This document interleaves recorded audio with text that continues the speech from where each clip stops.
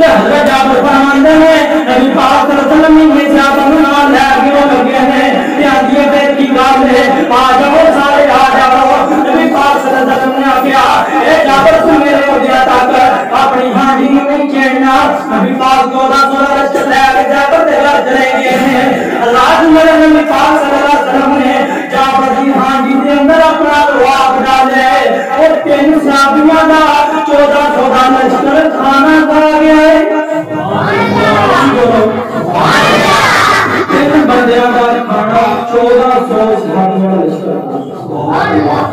رات نبی پاک صلی اللہ علیہ وسلم نے لواب ڈالیا ہے 3 کھانا کھا گئے نبی پاک سیرت الولیاء نے صورت الولیاء نے راز بہت بات سنا اپنی بات کو ختم کرا نبی پاک صلی اللہ علیہ وسلم حضرات اینڈ کر کے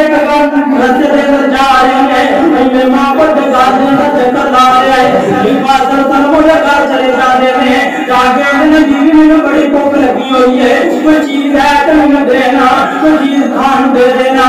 آدھی ہے سونے کوئی چیز نہیں کرتے نہ کھانو نبی پاک صلی اللہ علیہ وسلم نے اچانک ایک حویلی دے اندر نظر پہ گئی نبی پاک صلی اللہ علیہ وسلم نے فرمایا اور بھی بکری کھڑی ہے کیا دو دنی دیندیاں دی سونے نہیں دیندی یہ بڑیاں مجھتا دو بڑے عرصے ہو گئی دو دنی دیندی یہ میری حضرات بڑی بکری ہے یہ دو دنی دیندی میرے نبی پاک صلی اللہ علیہ وسلم نے فرمایا کیا بیوی تو نے کرنے کوئی برتن لے گیا میرے نبی پاک صلی اللہ علیہ وسلم نے بکری نے سول بیٹھا دینے وہ بکری نے سول بیٹھا نبی پاک صلی اللہ علیہ وسلم نے چلیں جی کر کے کھانے میں ہاتھ لایا ہے نبی پاک نے بسم اللہ الرحمن الرحیم نبی پاک صلی اللہ علیہ وسلم نے بسم اللہ پڑھی ہے خدا کی قسم محمد علیہ السلام نے جب تو بکری میں دودھ دیندی پڑی تھی سیرتیاں کتاباں اندر لکھا ہے کہ مائی نے طرف سارے برتن دودھ دے نال پڑ گئے ہیں جو خاوندوں دے گھر دے اندر آ گیا میں اج کون آیا سی